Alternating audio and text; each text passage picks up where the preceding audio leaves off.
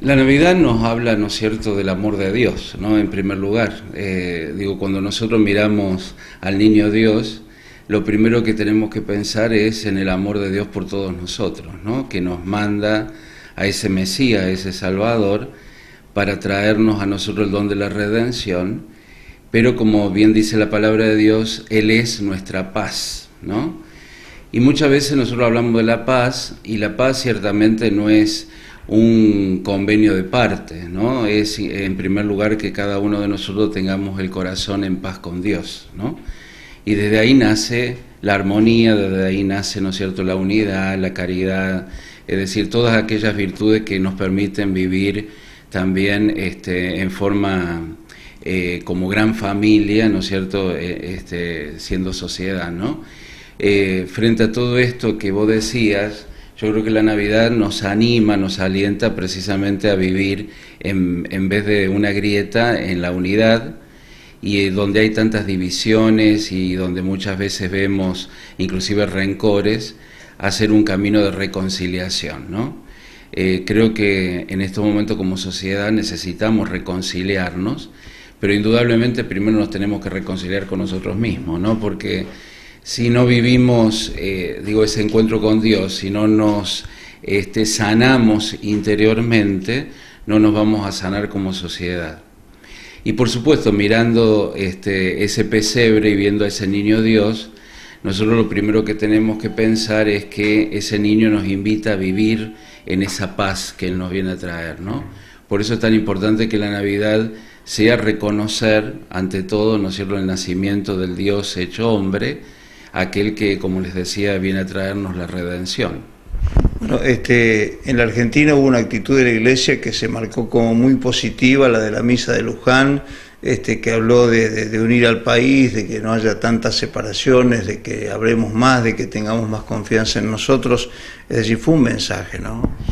Un mensaje muy positivo, donde a veces pareciera ser como que nos sorprendemos de lo que tendría que ser lo normal, ¿no? Es decir, más allá de las diferencias ideológicas o de líneas de pensamiento o de partidos, nosotros tenemos que apuntar a una unidad como país, porque somos parte de una misma realidad, como se dice, estamos en la misma barca, ¿no? Entonces me parece bueno que ese gesto que hace la Iglesia sea un gesto que lo podamos repetir en todos los estratos de la sociedad, ¿no? Es decir, buscar siempre la unidad, que es la unidad la que construye, ¿no? Y es la unidad la que nos permite crecer como sociedad. No son las divisiones, no son los rencores, como decíamos antes, los que van a traer ese progreso que tanto queremos como nación, como país, ¿no? Sí, el Papa Francisco pregona esto siempre, ¿no? Inclusive la unión entre los credos del mundo. Bueno, eso se entiende dentro de lo que se dice una cultura del encuentro, ¿no? Que es una expresión que él usa mucho. La cultura del encuentro significa precisamente buscar aquellos lazos que nos unen por encima de las diferencias, ¿no?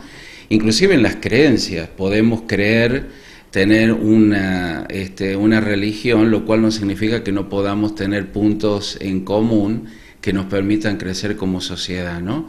Y fundamentalmente la cultura del encuentro significa el respeto por el otro, ¿no? Es decir, respetar al otro en su línea de pensamiento, respetar al otro en su creencia, aunque yo no viva, ¿no es cierto?, esa fe o no profese esa religión, igual buscar aquellas cosas que unen, ¿no?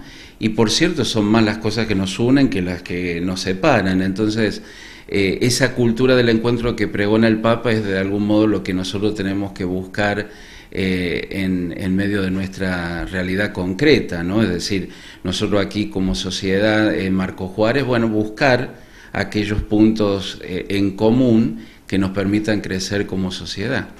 Bueno, le queremos desear una feliz Nochebuena, una feliz Navidad y pedirle la bendición para la región. Bueno, a toda la audiencia le hago llegar este saludo navideño, invocando, a ese Dios que nos viene a traer el amor de Dios, que nos viene a manifestar que Dios está cerca, ¿no? Como dice la palabra de Dios, Él es el Emmanuel, ¿no? Y esa expresión significa Dios con nosotros, el Dios que camina a nuestro lado, el Dios que nos acompaña en todos los momentos, en todas las circunstancias de la vida, ¿no? que ese Dios de la paz nos conceda el don de la paz y la unidad a todos, ¿no?